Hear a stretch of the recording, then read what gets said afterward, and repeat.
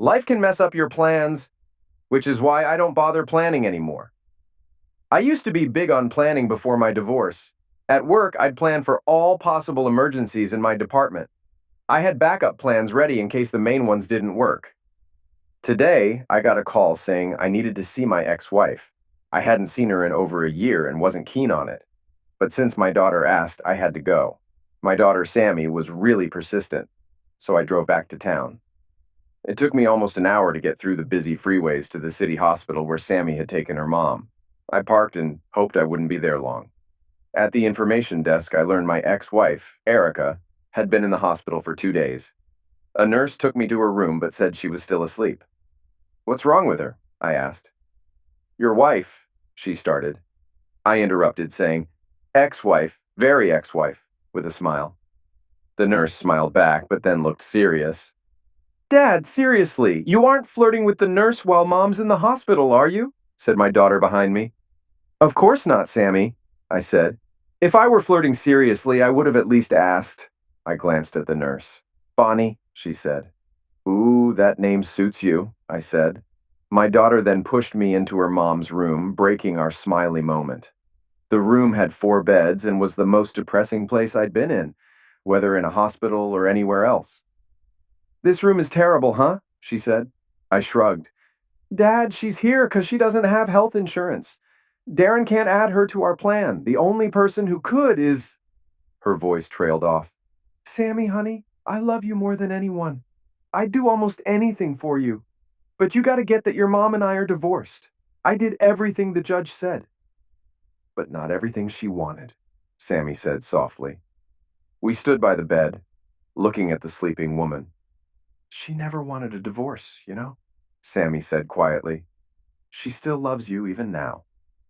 "People in hell want ice water," I said coldly. "But they're down there for what they did. Your mom and I are divorced because of what she did when we were married." "I know what she did," Sammy said.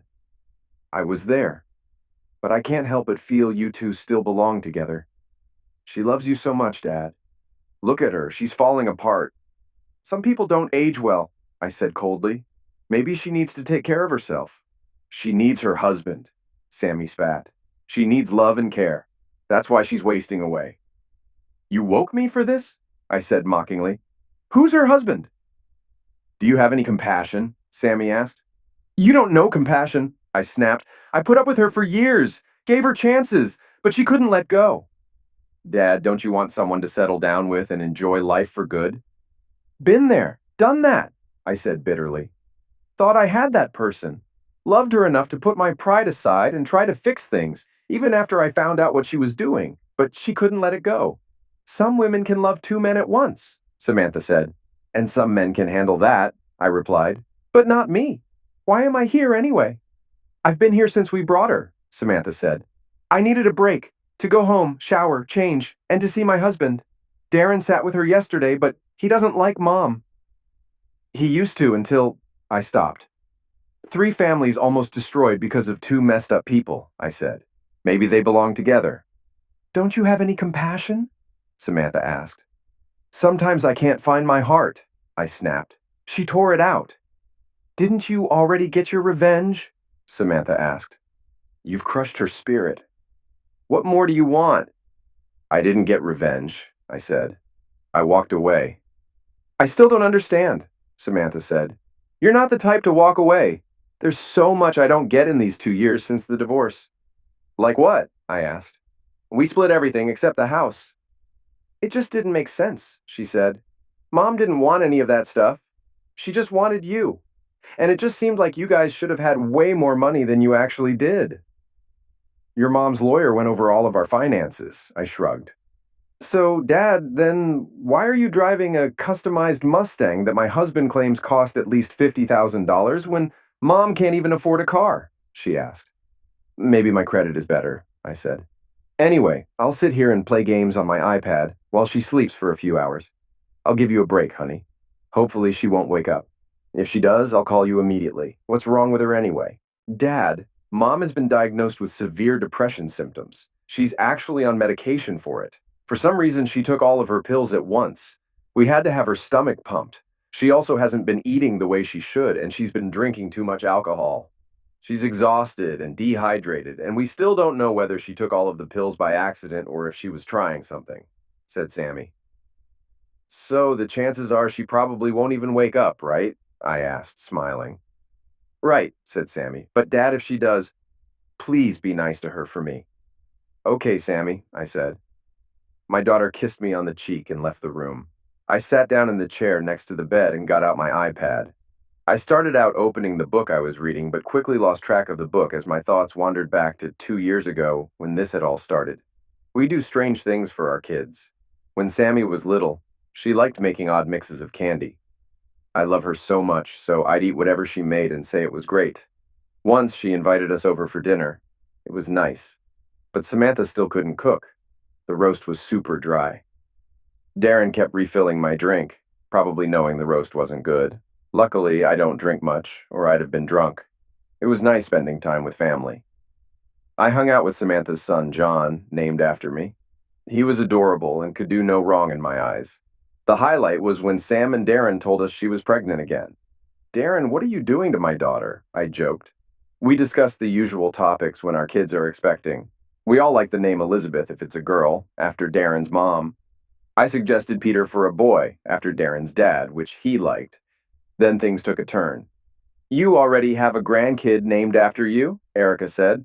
"Let someone else pick this time." "What do you have in mind?" I teased. "Let me guess. Erica for a girl, Eric for a boy?" "Well, actually, I was thinking Randall," she said. "We could call him Randy. Randall James Dillon sounds nice." The mood changed suddenly. Samantha looked at me. "I'm not sure about that," she said. "I prefer Dad's suggestion, don't you, Darren?" Darren hadn't looked at me yet. He was still smiling, thinking about his dad being happy with a grandkid named after him. He just nodded. Erica reached for my hand, but I pulled away sharply. Samantha hadn't noticed my reaction. "What do you think, Dad?" she asked. In a cold tone, I replied, "I think naming him that would be as big a mistake as the one your mother just made. Have you ever seen one of those scenes in the movies or on TV where everyone is at a party having a good time? There are people dancing, music playing, people are eating and drinking and laughing everywhere. Then someone does something really stupid and everything just stops, and every head turns towards them. Usually the music stops and you hear a sound like the needle scratching on an old record at the same time. Well, it was that kind of moment. For what seemed like an hour, but was probably no more than a few seconds, no one said anything. Then Darren broke the silence in a diplomatic way. He looked at his watch and said, "Wow, I really have to get to bed. I've got an early meeting tomorrow." "Thanks for a great evening, Darren," I said. "I love you, Sammy." Then I got up and headed for the door. As I was opening the door, Samantha called me. "Dad, what is wrong with you?" she asked. "Aren't you forgetting something?" "Well, come on over here and hug me, Sammy," I said. "I have to get out of here. I can't even breathe." "I was talking about Mom," she smirked. "I thought you didn't drink. Darren, just what have you been filling my father's glass with all night?" "It's Pepsi, sweetheart," I said. "Although right now I could use some liquor." "What is wrong with you, John?" asked Erica, coming over to me. She reached out for me again, and this time I moved away from her so obviously that everyone saw it. "We're going to talk about this when we get home, honey," she said. "We aren't doing anything," I snapped. "I'm going back to my house. I have no idea what you're doing or where you're going, but it's not with me." Wait a minute, Dad," said Samantha. "You're mad at Mom because she didn't like the name you came up with?" Erica's eyes widened then because she suddenly knew that I knew. "No, honey," I said. "I'm not mad or angry at all. I've just finally come to my senses. There are times when the people who love you do things to hurt you, and you just let it go. There are times when you suffer in silence, because you think that if you just get past this one little thing, you can go on and things will be better in the end. But then something happens that lets you know that you've suffered and made allowances for nothing. Sometimes some things just can't be let go of." Everyone in the room was looking at me except Erica. She already knew what I was talking about. "Dad, you're not making any sense," said Samantha. "Sammy, your mother wants you to name my grandson after The man she's been in love with for the past 15 years or so, the guy she had an affair with. She found out a couple of days ago that he recently died." She's trying to let his memory live on in my grandson. Both Samantha and Darren looked at Erica, who had fallen to the floor and was silently sobbing. I'm so sorry, John, she said. It's over. It's been over for more than 5 years. I've been trying to be the best wife possible to you. Why did it end, Erica? I asked. Because I felt so guilty, she said. I knew that what I was doing was wrong, so I ended it. Can't we talk about this? In the first place, it wasn't an affair. We only got together once a year. And we didn't even always have sex. And after I came home, you and I always had the best sex we've ever had. It's been over for a long time. I love you, John. We needed to talk about this. You don't understand this. It's not as bad as it seems. It's worse than you think it is, Erica, I snapped. Maybe when the divorce is over, you'll tell someone the truth, but I'm sick of you lying. What do you mean? She said. I admitted it. Erica, if it was up to your lying ass, you'd still be seeing him, I said.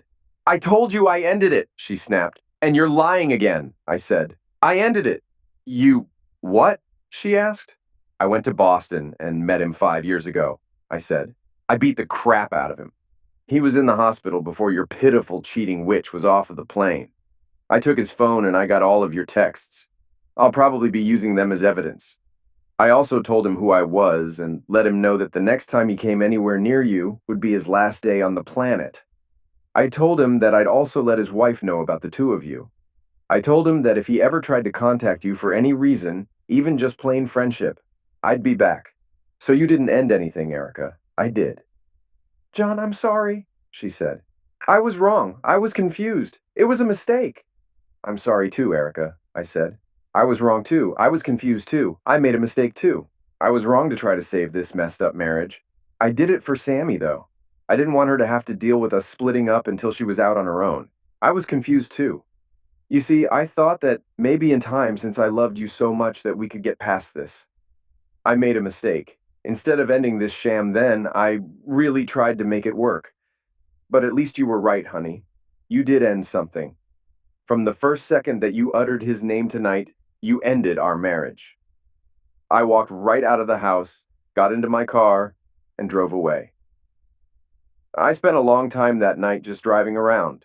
The roar of my Mustang's engine and the thrill of speeding through the darkness of the moonlit night took away some of my pain. I turned off my phone so I wouldn't be disturbed. I really wasn't as upset as it seemed. I'd known about what she'd done for over 5 years, and for that whole time, I'd been preparing for the divorce in more ways than one. Erica was probably more shocked by tonight than I was. First, because she had no idea that I knew about her affair, and secondly, because she really only found out that night why it had ended. She'd flown to Boston for a conference, the same one she went to every year. She got a room in the hotel she always stayed in. The conference was a one-day seminar that she always told me was 2 days long. After the conference ended, she had dinner with Randall. They sat there in the restaurant talking to each other until the restaurant closed. She even mentioned me a couple of times. Then, when the restaurant closed, they exchanged a very nice kiss, and she went back to her room. Randall went out to the parking lot and his car to drive home. As Randy got to his car, I was sitting on the hood. Hey, that's my car, he said. I'm sorry, I said. It's wrong for people to bother things that don't belong to them, isn't it, Randy? I agree totally, he said. Let's not talk about hubcaps, Randy. Let's talk about Mary, your wife. Who right now is waiting for you at your house on Sycamore Street? It's probably too late for me to go over there to talk to her right now. I should probably wait until tomorrow to visit her. I'm calling the police, said Randy. I pulled out my phone and tried to hand it to him. Randy, you can call the police anytime you want. It'll be my word against yours, and either way you'll lose because somehow in all of it, the fact that you've been spending time with my wife, Erica, while your own faithful little wife was waiting at home for you, will come out. Randy's whole face went pale. I'm not the sharing type of guy, Randy, I said. I think you've made a mistake, he said. I do know Erica, but we haven't spent any time together. He looked at me and saw how serious my face was. Okay, we had dinner together tonight. Some of the things we learned at the conference were interesting, and we both wanted someone to talk about them with, but that's it. Nothing happened. We just lost track of time. Whew, I said. You had me worried. He smiled at me like he was glad we cleared everything up. I punched him in the face as hard as I could. He went down like a bowling pin. Then he got on his feet and started running. I threw his hubcap and caught him in the legs. He tripped over it and fell heavily again. I pounced on him and started beating him mercilessly. When I was done, his face became a pulp. You really had me worried, Randy, I said. For a moment there, I really thought that I wasn't going to get to beat the crap out of you. I know that all you had was dinner tonight. I was there.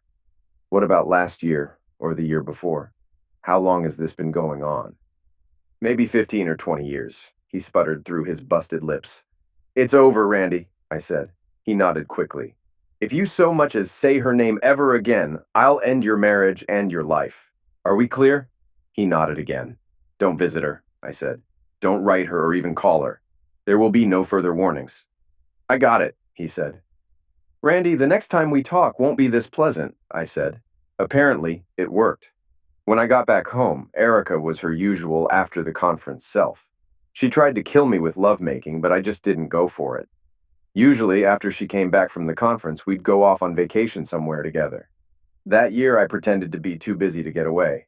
As hard as I tried to put the whole thing behind me, I couldn't. A big part of my brain was in Judas Priest mode. Okay, most of you don't know what I'm talking about. There's a heavy metal band called Judas Priest. Arguably, their best album was the one called Screaming for Vengeance. And that was how I felt. Try as I might, I couldn't calm down. I wanted blood. I wanted someone to pay for my pain. If misery loves company, I wanted someone to be miserable with me. And I picked Randy. Through some business connections I had, I got Randy fired. I didn't go all snidely whiplash and let him know that it was me who did it. It was enough that I knew. I felt great about it. I had no regrets about it at all. It gave me the same warm glow that I once got when I did something nice for Erica to do something evil to Randy. I've spent the last 5 years of my life ruining his. At the same time, I was sure that divorce for Erica and me was inevitable. Why didn't I confront her and file? Because despite what she'd done, I still loved her. In my heart, I really wanted to believe her and give her another chance. But my head, just as in my job, told me to be prepared for anything. I told Erica that we were under a raise freeze at work when I actually got a raise. A few months later, the promotion I'd been working for the past 10 years was finally mine. I didn't tell Erica. My salary nearly doubled. I diverted most of the new income into accounts that she knew nothing about. 2 years later, I got another promotion and another raise. Again, I told Erica nothing about what was going on.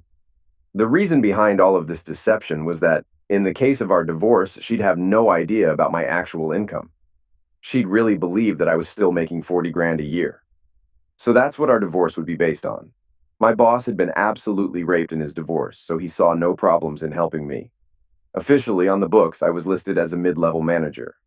No one outside of the company ever even asked why all the other managers deferred and reported to me. It just seemed like the way our company ran. 3/4 of my actual salary was regularly paid to another company that on the surface looked like one of our vendors. I was not one of that company's officers, nor did I own it. All of the officers of that company were fishing buddies of mine. In exchange for the usage of their names, I took them fishing once or twice a year. They were all listed as volunteers, so there were no salary or tax implications for them.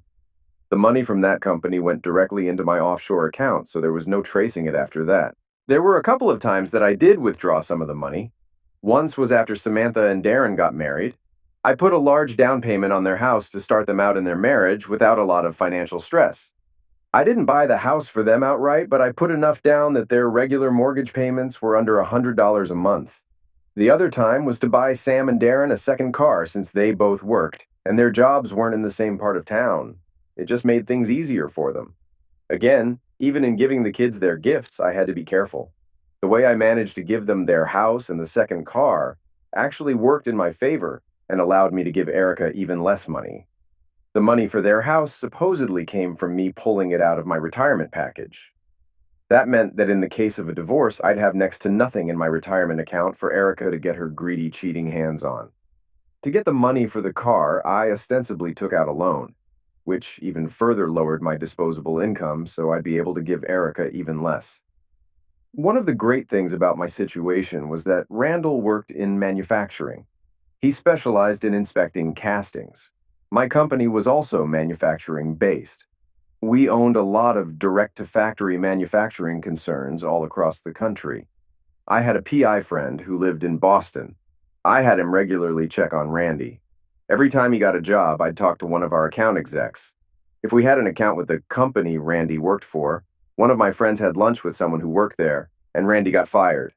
If we didn't have an account with Randy's new company, we got one. Then Randy got fired. I kept a spreadsheet on my computer that was dedicated to keeping track of Randy and all of his misfortunes. Some of them I didn't even cause. After a while, Randy's reputation in the manufacturing community was so bad that he couldn't even interview for a job. Just before Randy passed, his last jobs were in landscaping or day labor. His misfortune had also taken its toll on Randy's marriage. His wife had gone back to work to help support the family. I never touched her or her career because I had nothing against her. I also did my best to make sure that Randy's kids got everything they deserved. I single-handedly got his daughter into law school. I invented a scholarship just for her and gave it to her. Of course, the scholarship ended the year that she got her degree. The scholarship also deposited the full amount into an account. She was also never able to find out where the money came from. Her grades were excellent, and she received a few bonuses during her time in school from her mysterious benefactors. The fact that he wasn't able to support his family and barely contributed to their upkeep was rough on Randy. He was a proud man and wanted to be both self-sufficient and a provider. Finding that he was neither hurt his pride. He started drinking and over time became obsessive with it. To his credit, he never became violent or abusive towards his wife or his daughter. But towards the end, he was only a shadow of the man he once was. I also looked at the changes my actions brought about in me. I too was no longer the man I'd been when I first discovered my wife's cheating. I had always been a soft-spoken, easygoing guy. I'd been open and honest for most of my life. But the trauma of discovering that the woman I loved had betrayed me on a regular and continuing basis had unhinged me. When I looked in the mirror, I didn't see a psychopath who could calmly and with relish plan and oversee the systematic destruction of a man whose only mistake had been to have sex with the wrong woman. I still saw myself. I still saw John Forrest, an all-around nice guy and family man. Shouldn't a villain have some kind of recognizable traits? In the old days, all of the bad guys wore black hats. Maybe I should trade my Mustang in for a black one. But even as I'd wondered about those things, I continued. I couldn't stop myself. My shattered heart needed revenge more than healing. My soul screamed for vengeance far more than forgiveness. Even as I watched Randy's life fall apart, I watched Erica. I found that I simply didn't trust her anymore. It's a terrible thing not to have faith in the woman you've pledged to love and cherish forever. But that was one of the things that her affair with Randy did to me. It destroyed not only our marriage, but my ability to trust anyone completely. So for a full 5 years, while I crushed Randy under my heel, I also watched Erica and prepared for my divorce. Unlike most men who have a few days or maybe a few weeks to try to protect their assets, I had 5 years to prepare. I'd originally planned for more than that. Erica had been, though fading, still relatively decent looking when we divorced. I'd intended to wait until she was on the full downswing, but Randy hadn't been able to keep going for as long as I thought. For 5 years, I'd hidden and squirreled away as much money as I could. I didn't need to worry about the house that we lived in because it wasn't ours. The home had been in my family for generations. We lived in it because my parents, who were still alive, didn't need a place that big. When I went through the divorce, I made sure the lawyers knew my parents owned the house and simply allowed me to live there rent-free. When Erica came back from the conference, she'd texted Randy about how much she'd enjoyed their dinner together and how wonderful the kiss had been. She'd also told him that she missed the times when they'd made love, but she was glad that it hadn't happened this year. She'd always felt guilty about being unfaithful to me, as she was sure that Randy felt the same way about his wife. She told him that what they had now, their sexless romance, was actually better because they could enjoy their relationship that way until they both died, with no guilt on either side. Maybe they were growing older, and their love didn't need to be expressed physically. Just being together was enough. That way, they'd be together forever. And she ended the text with, "Until next year, my love." I read that text as I was waiting for my luggage at the airport. I wanted to strangle Erica, and though I still loved her in some ways, my feelings for her changed drastically. Sometimes it was hard for me to hold it all together. When Erica got home, I was sitting in the den watching a football game. She came in and wrapped her arms around me and tried to kiss me. I moved away from her and told her I had a cold and didn't want to make her sick. Just make sure we're better by this weekend, she said, smiling. Why, what happens this weekend? I asked. You and I are going off on vacation together, remember? She said. We always go after my boring conference. Well, maybe you could do a mother-daughter vacation and take Sam this year, I said. I really can't get away from work this weekend. But honey, it's the weekend, she whined. You'd really only miss 2 days of work. Think about it, 4 nights and 3 days in Hawaii. It would be just the two of us. Thinking about it gets me hot. We might never leave the hotel room. I bought all kinds of nasty new things to wear for you. I wondered how many of those things that Randy would have seen if they'd gotten together earlier. Erica, we're under a wage freeze, and the company is trying to cut costs every way they can. I have to make sure that they never get the idea that I'm one of the costs they could cut, I said. I understand, honey, she said. I'll go call Sam. I want you in the bedroom 10 minutes after I get upstairs, though. She went up the stairs, and I heard her talking to my daughter Samantha on the phone. At the same time, she texted Randy again, wondering whether or not he'd received her previous text. It just disgusted me. When I didn't come to bed, she came looking for me. I dove on the couch and pretended to be asleep. Over the next few weeks, I came to terms with things. It was a big adjustment. I became a far better actor than I ever thought I could be. We still had sex more or less as regularly as we had before. I don't know whether or not Erica enjoyed it as much, but I sure did. I didn't have to concentrate on pleasing her anymore because I just didn't give a damn whether she got off or not. I had to look at things from a totally different viewpoint. Instead of thinking about Erica as my wife that I loved, I just looked at her as some woman I was sleeping with. Our sex was rawer and less loving, but at the same time it was more adventurous. Erica had always been kind of vanilla when it came to sex. During the guilt period just after the conference when she needed to assure me that she was mine, she rarely refused me anything. I started sleeping with her like that. It was a first time for us even after all of those years of marriage. Before Erica could protest and tell me that she wasn't the kind of woman who did that, she was. The next year, when conference time came around, I watched her intently, looking for a sign that she was in contact with Randy. I checked her phone account online to make sure that she hadn't received any calls from the Boston area. She hadn't received any, but she'd sent several texts to Randy's phone. She'd become more and more frustrated that Randy never answered her. She tried calling a few of her friends who also knew Randy and found out that he'd had a run of bad luck. She found out for the first time that he'd been brutally beaten and robbed following the conference the previous year. He'd also been fired and no one knew where exactly he was working. She'd sent him several texts asking him to simply meet her for dinner at her hotel. None of them were answered. Her final attempt came when she'd got one of her friends who knew Randy to go to his house and tell him that she wanted to hear from him. Randy had told the friend that he didn't remember her, and since he no longer worked in the industry, saw no reason to contact her, especially since he wasn't attending the conference. Erica was heartbroken. She told me that she didn't feel up to attending the conference this year after that. I told her that she needed to go. She went every year and suffered through it. This year shouldn't be any different than last year.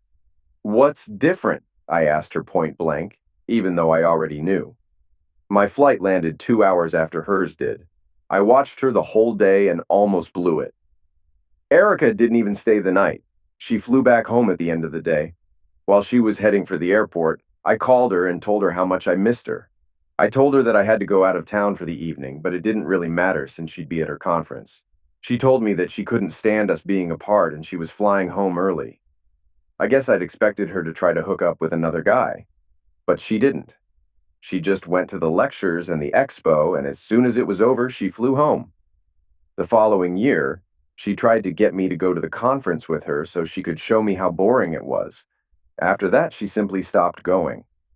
For the last 2 years, Erica has been totally faithful to me. I have from time to time either watched her myself or even hired a PI for a few days. She hasn't done a thing to arouse any suspicion. If I didn't know any better, I'd have thought that she was the perfect wife. At least she tried to be. The problem was that once trust is gone, things will never be the way they were before.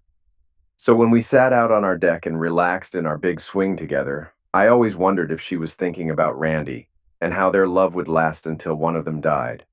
When she woke me up on a lazy Sunday morning by doing my Johnson, I always wondered if she was imagining doing it to Randy. As a result, I was never able to give Erica my heart totally again. No matter how romantic she tried to make things, I always looked for an ulterior motive. For the past 5 years, Erica has been simply a maid with benefits and a very expensive one. In the 2 years before the divorce, I looked at her body often. Sometimes I felt like a farmer inspecting his crops. Yep, her tits are starting to sag, I'd notice. It won't be long now. Or I'd see a few more lines on her face. We're getting there, I'd think. Erica, honey, I'd say. Have another piece of cake. Crap, eat a big one. I don't want me to get any fatter, she'd say. I love your ass, I'd tell her. So it doesn't matter. She'd smile and hug me or give me a peck on the cheek, which was all I'd allow. She was sure that I meant that, no matter how fat she got, that I'd still love her. But I meant that it didn't matter because I was sure that our marriage would be over soon, so she could eat a cow or look like one, and it wouldn't matter to me. Our life was good on the surface. We had friends that we did things with, and we spent a lot of time with our daughter and her husband. Things were good for years. I actually believed that Erica had almost forgotten about her affair, or she'd thought that she'd gotten away with it. After all, 5 years is a long time. If nothing had been discovered after all of that time, did it still matter? A couple of days before the ill-fated dinner, one of my PI friends in Boston had given me the news. Randy had been fired from his latest job. He was working in the fast food industry. Because of his drinking, the manager wouldn't let Randy work inside the restaurant. He was taking care of the landscaping around the restaurant for minimum wage. He shoveled snow and cut grass. On other days, he had to wear a costume that made him look like the restaurant's clown mascot and spin a sign that invited passing drivers to eat in the restaurant. Randy had fallen pretty far over the 5 years. He was now in his late 40s, a college graduate who worked for minimum wage, dressed like a clown, hawking burgers. All of his coworkers, except for the store manager, were 18 years old or younger. They used Randy as an example of why going to college was a waste of time. One kid told his mother right in front of Randy. She'd come to make the kid quit working at the restaurant because his grades in high school had been slipping. "What's the point, Ma?" he asked her.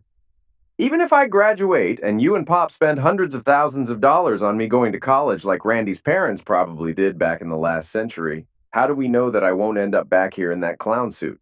"Crap, Ma, I'm better off than he is right now, and I haven't even been to college. At least I work inside the restaurant and I make more than minimum wage. If I go to college, I might make even less." As I've said before, Randy had once been a proud man. Hearing the kid's sermon on the state of his life drove Randy further into depression. Randy was so distraught that he didn't pay attention to where he was flinging his sign. Some of the observers said it was on purpose, others swear it was a freak accident. Randy threw the sign up in the air and it came down on a customer, shocking her and knocking her bag of food out of her hands. She started yelling at Randy, and he went berserk. When the police arrived, he was still kicking one of her hamburgers down the street as if it was a street hockey puck and calling her names. Randy was fired on the spot. He got his last check and used it to buy himself a bottle and a rope.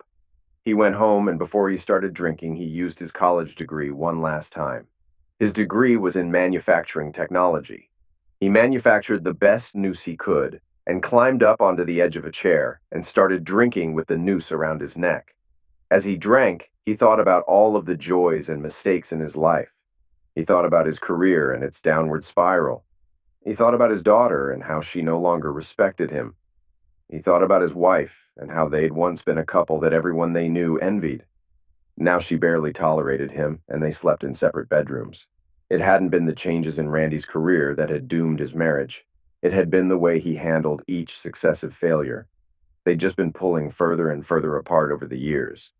Part of it was that Randy was always waiting for the other shoe to drop. Randy died never knowing that it had been me all along ruining him. He thought that it was just bad luck. I'd always intended to tell him someday. It would have been my final stroke of vengeance, but I never got the chance. The last thing that Randy thought about before drinking himself into a stupor, losing his balance and dying, was Erica. He traced the beginnings of his bad luck to his friendship with her. He was never honest enough to admit that he'd had an affair and slept with a married woman. He blamed all of his bad luck on Erica. After all, the start of his bad luck had been when Erica's husband had discovered them and beaten Randy so bad he was hospitalized. Everything had gone downhill from there and simply never stopped going. His last thoughts were a wish that he'd never met her. His last words were about her, too. Ducking which, he thought, as the alcohol in his system caused his brain to shut down his consciousness. When I wake up, I'll figure out some way to get back at her. Randy's wife came home and discovered the body. It was sad that she couldn't even come up with enough emotion to cry. In a way, she felt glad for him, because her husband had really suffered in recent years, and at least this way he could move on. He was beyond his pain and suffering. One of Erica's former colleagues who knew her and Randy had emailed her and told her about his death and how it had come about. She'd called her and got all of the details about the last few years of Randy's life. Erica was shocked. I'd heard from my PI before Erica was notified, so I knew to expect something. She was definitely off of her game. I watched her and couldn't tell if it was because she'd lost someone that she loved, or if she was just thinking about how fleeting life is. That night, she tried to sleep with me to death. She held on to me like she was worried about losing me. She even cried a little. When I asked her why, I didn't know what to expect. I guess I was expecting her to tell me that she'd lost a friend from her past. But what she told me was anything but that. "I just love you so much," she said, "and I'm so glad to have you. I don't know what I'd do if anything ever happened to take you away from me." Yeah, I know it. I'm a sucker, and the woman got to me one last time. That night, the second round was different. We made love like we always used to. I did things to her that I hadn't done in years. Instead of pounding her like a drum and then going to watch the news, I spent a long time just kissing her, holding her, and letting her know that I loved her too. I stupidly believed that I was healing and I could trust her again. It was as if, over the past 5 years, a scab had finally formed over my wounded heart. The next night, as we had dinner with Sammy and Darren, I held her hand as we ate, and we gave each other longing glances. Samantha had even asked us why we were still so much in love after all of the years we'd been together. Then Erica had to go and open up her big mouth and ruin it all by trying to get Samantha to name my grandson after Randy. Things were never the same. I'd spent years preparing for the moment when all of this came to pass, and I knew then why everything I did to Randy had just never been enough. It wasn't as if I hadn't done enough to Randy. What I'd done to Randy over the years had been the equivalent of unloading a full clip into him, and then reloading the clip and emptying it into him again. The problem was that Randy alone hadn't been responsible for my pain. In fact, he'd been the lesser of the two evils. Randy hadn't promised before God and all of our friends to love, honor, and cherish me all the days of his life. That had been Erica. In fact, before I'd confronted him in Boston and whipped his ass, I hadn't known Randy at all. What I had done for the past 5 years had been bad. It had been shameful, and more than anything else, it had been cowardly. It was as if I'd been a normal-sized high school student and one of the big hulking guys on the football team had pushed me down. So to get revenge, I ran across campus and beat the crap out of one of the nerds on the chess team. Most of my revenge had been misdirected. While Randy did deserve a bit of it, Erica deserved more. In the days following the dinner, Erica tried to come home only to have me give her all of her clothing and personal items that I'd packed for her the first night. She called me, and I wouldn't speak to her other than to tell her that I thought that this coming Saturday would be a good day for her to come over to the house and take any furniture or appliances that she thought she deserved. I suggested that she bring our daughter and son-in-law along. One of them could call me to verify that the items that she took were not against my wishes. I told her that I'd arranged to be gone all day Saturday, and I'd come back Saturday evening when she called and told me that she was done. It didn't quite turn out that way. When I pulled into my driveway Saturday evening and went into the house, Erica was still there. Samantha was there too, and they wanted for us to sit down and have a talk. "John, I love you," she said. "I love you with all of my heart. I'd never do anything to purposefully hurt you. I'm sorry, I'm so much sorrier than you'd ever believe." "Oh, I believe you're pretty sorry," I said. "You may be about the sorriest excuse for a wife that I've ever seen." "Can't we talk about this?" she asked. "We've been together for almost 30 years. We can't throw all of that away over something that happened and ended a long time ago." "John, why didn't you confront me about this when you found out? I can't imagine how much pain you've been carrying around with you for the past 5 years. I'm beginning to understand a lot of things now. I understand why there's been a wall between us for the past few years. This is the reason, isn't it?" I sighed and nodded. "And that last night was so wonderful," she said. It was the best sex we've ever had. You must have found out that Randy had died, and you thought that this was all behind us until I opened my mouth. I nodded again. John, can you let me talk? She asked. I really need to get this out of my system. I know that what I did was wrong, but it's been over for years. And yes, I know that you ended it, and I have some questions I'd like you to answer when I'm done. Okay? Erica, I don't have to listen to anything, I said. I could throw you out of here right now. I am going to let you have your say, but only for one reason. I want to get this divorce over with and wrapped up as quickly as possible so I can move on with my life.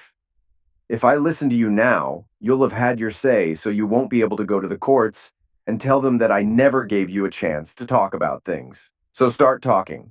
But first, there are a couple of things I'd like you to explain while you talk. When did this start with Randy, and why? Okay, John, this is 2010. We got married in 1980, so I guess it started in 1982, she said. So this has been going on for 28 years? I screamed. I had no idea it had been that long. I guess you and Randy looked at it differently. Maybe he only counted it from when you guys started sleeping together. I looked at Samantha, and she looked at her mother. John, there's no chance possible that Samantha is anyone's child except yours, she said. The conference is in July. Samantha was born in January. It's just not possible. But you kind of hoped, didn't you? I spat. Don't tell me that the possibility of it never crossed your mind. Samantha looked at her mother, and the expression on her face wasn't good. Sammy, Angel, I love you more than life itself. For the past 5 years, you've been the only person I could trust completely. Most of my heart is yours, baby, but could we do a DNA test? It doesn't matter now in the least. I'll never treat you or my grandkids any different. I just need to verify this, I said. John, I already told you, she began. Why should I believe anything you've ever said? I asked calmly. From the very start of our marriage, you've been lying to me the whole time. Since our marriage is over with, it means you did lie to me for the entire marriage. No, John, it's not like that. I love you, she said. I've always loved you. You just don't understand. Well, start talking, I told her. I'm giving you time to make me understand, but you need to give it everything you've got. This is the last time we'll be speaking without going through lawyers. John, you're not serious, she said. I only cheated on you once, and that was years ago. It isn't worth throwing away 30 years together on. For the past 5 years, I haven't seen or heard from Randy. You're punishing me for something that ended a long time ago. I think that's unfair. You're not thinking straight. I know you haven't, I said. You know I haven't what? She asked. I know you haven't seen or heard from Randy in 5 years. You did try to contact him 4 years ago, though. The year after the last conference you spent together. You tried to find out when he'd be arriving at the conference for your yearly get-together, but he didn't answer any of your texts. You tried to get in touch with him through friends. The friends told you that he didn't remember you. He did, but he was afraid. He knew that if he answered you, I'd either beat him completely to death this time, or worse, tell his wife and ruin his marriage. So you know that it's over, she said, smiling. How do I know that? I asked. The last thing you sent to him 5 years ago was a text message where you told him that your love would last until one of you died. It's barely been 5 years. But oh, wait, he is dead now, isn't he? But then again, maybe you weren't lying after all. You did love him enough to try to get Sam to name my grandson after him, even though it cost you our marriage. No, John, you don't understand, she said. You and I had only been married for 2 years when I went to that first conference. I met Randy there, and he was the nicest guy. I missed you a lot. It was the first time I'd ever been away from you. I kept leaving the lectures to try to call you, but you were working. Randy and I started talking, and he just made me feel comfortable. He was so much like you. The next year we met again, and we got even closer. We even had dinner together. We talked, and we kept talking until they threw us out of the restaurant. I never wanted to stop talking to him, but you have to understand, a lot of it was because he was so much like you. We hadn't been together for that long, and sometimes I needed to run things by someone to see how you'd react to them. It wasn't until the 4th year that we slept together, and then it was an accident. We'd both gotten really drunk, and we just ended up in bed. We woke up the next morning, and we were both consumed with guilt. We could barely even look at each other. We didn't even say goodbye. The next year was the 5th year. We kind of avoided each other, but truthfully, I missed my friend. I was, of course, pregnant with Sam that year, so unless Samantha took over a year to come to term, there's no way that he was her father. We didn't even have dinner or talk that year. The next year, he came over and told me how sorry he'd been about everything that had happened 2 years prior. He blamed it on himself and told me that he thought it was stupid for us to avoid each other because of a mistake. So we had dinner, and to tell you the truth, for over 2 years, I'd been avoiding him and fantasizing about what sex with him had been like. We'd both been drunk, and I wanted to remember what it had been like.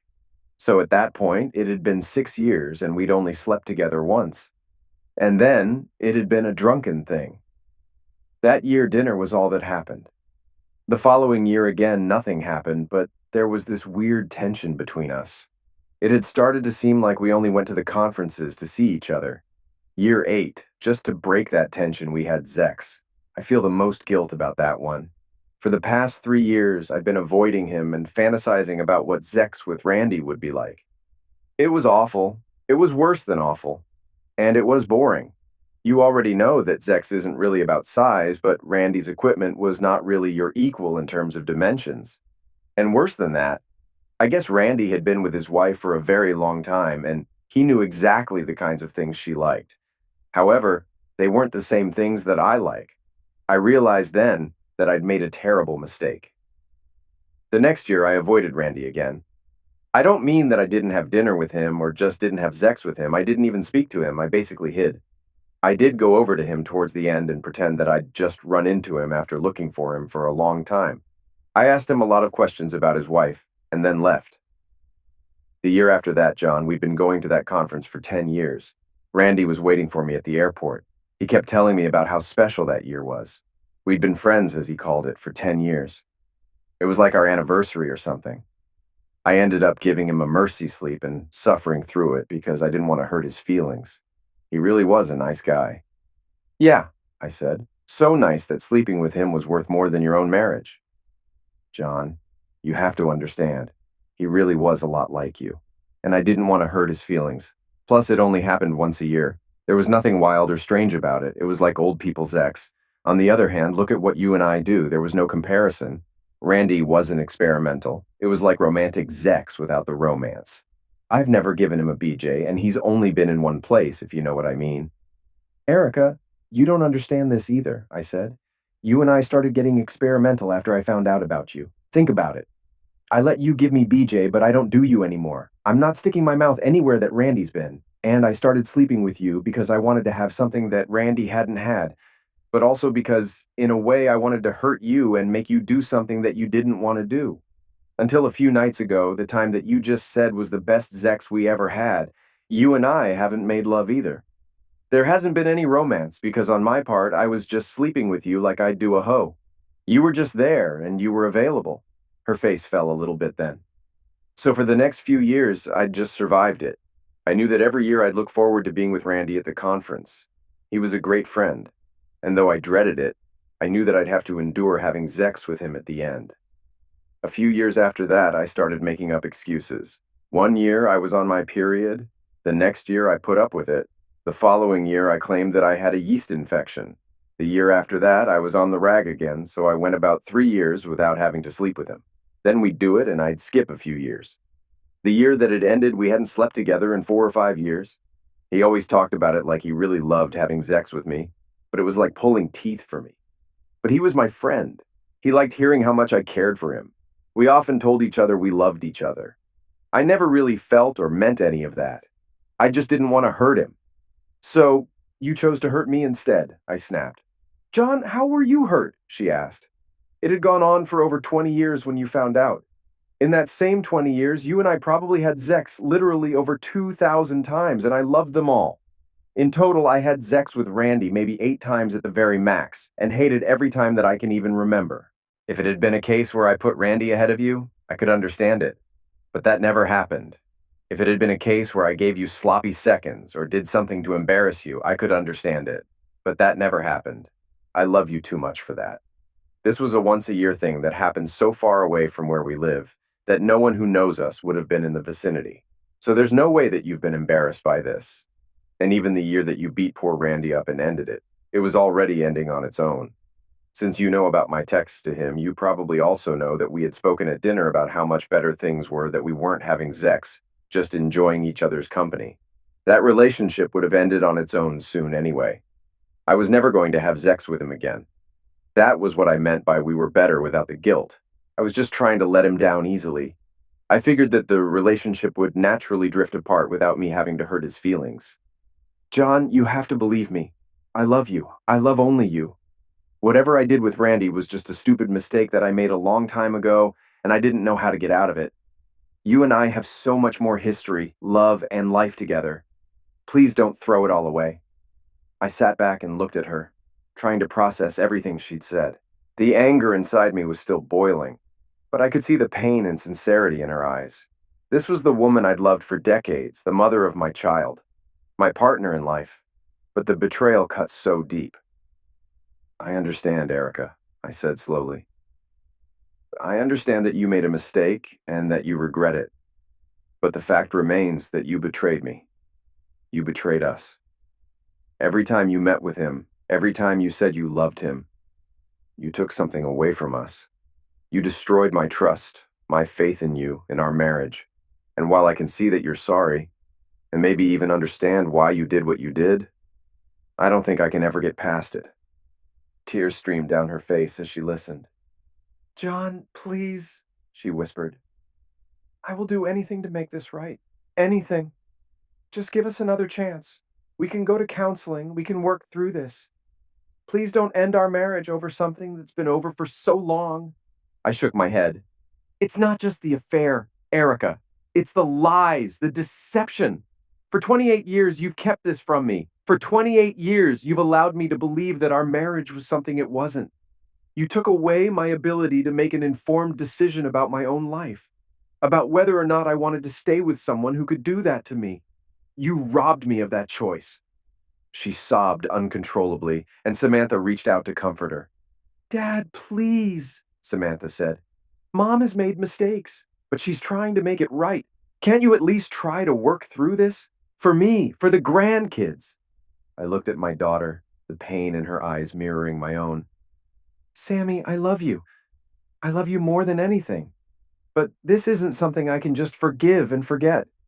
It's been eating away at me for years, and I can't live like this anymore. I can't keep pretending that everything is okay when it's not. Erica tried to speak again, but I held up my hand. Enough, Erica. I don't want to hear any more. You've said your piece. Now it's time for me to move on. I'm filing for divorce. You can take whatever you want from the house, but I need you out of here by the end of the week. Dad, please, Samantha begged. Don't do this. I'm sorry, Sammy, I said, my voice breaking. But this is something I have to do for myself. I can't live with this betrayal any longer. Erica collapsed into a chair, her body shaking with sobs. Samantha knelt beside her, trying to console her. I stood up and walked out of the house, the weight of years of betrayal and pain pressing down on me. As I drove away, I thought about all the years we'd spent together, all the memories we'd made. It hurt to think that it had all been tainted by Erica's affair, by her lies.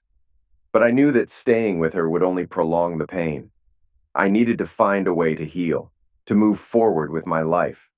I spent the next few days getting my affairs in order. I filed for divorce and made arrangements for Erica to move out of the house. Samantha tried to talk to me several times, but I couldn't bring myself to discuss it further. The decision was made, and I needed to focus on the future. The day Erica moved out was bittersweet. She took only what she needed, leaving behind many of the things we'd accumulated over the years. As she walked out the door for the last time, she turned to look at me, her eyes filled with sorrow. John, I'm so sorry, she said, her voice barely a whisper. I know, Erica, I said, but sorry isn't enough. Goodbye. With that, she left, and I was alone in the house that had once been filled with love and laughter. I knew that the road ahead would be difficult, but I also knew that I needed to find a way to rebuild my life, to find peace and happiness once again. Over the next few months, I focused on myself. I threw myself into my work, spent time with friends, and even started dating again. It wasn't easy, but slowly I began to heal. I realized that while Erica's betrayal had been devastating, it didn't define me. I was stronger than that, and I could find happiness again. Samantha eventually came to terms with the divorce. She still loved her mother, but she understood why I couldn't stay. Our relationship grew stronger as we supported each other through the difficult times. In the end, I found peace in knowing that I'd done what was best for me. I'd reclaimed my life and my happiness, and while the scars of Erica's betrayal would always be there, they no longer controlled me. I was free to move forward and build a new future, one filled with hope and possibility. 5 years have passed since that fateful day when I finally walked away from Erica. I've spent those years rebuilding my life, but the pain and betrayal still echo in my mind, especially after the shocking revelation that Samantha isn't my biological daughter. The truth came out during a heated argument with Erica about the divorce settlement. Erica, in a moment of desperation, blurted out that Samantha was Randy's daughter. A paternity test confirmed it. It was devastating. The girl I had loved and raised as my own was not biologically mine. The betrayal cut even deeper, and it was the final straw. Samantha, despite everything, stood by her mother. She couldn't understand why I was so adamant about moving on. It was like a knife in my heart when she chose to support Erica after all that had happened. In the end, I decided to remove Samantha from my will. It wasn't a decision I made lightly, but I felt I needed to take control of my life and my legacy. We split our possessions 50-50, with Erica taking half of our savings and some personal items. I kept the house, but it felt empty without the family I once thought was mine. So I sold it and moved into a modern apartment in the city. The transition was hard, but I found solace in my work and slowly began to date again. It was during a business conference that I met Lisa. She was a breath of fresh air, intelligent, kind, and genuinely interested in me.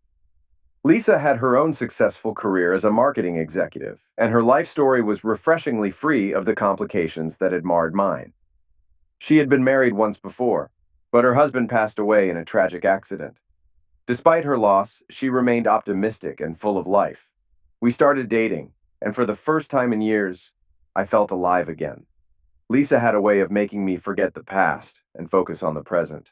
Her presence in my life was like a healing balm, slowly mending the wounds that Erica's betrayal had left. While I was finding happiness again, Erica's life took a turn for the worse. After the divorce, she moved into a small apartment and tried to find a job, but her depression and guilt consumed her. She began drinking heavily, and her health deteriorated rapidly. The weight of her actions and the loss of her family took a severe toll on her.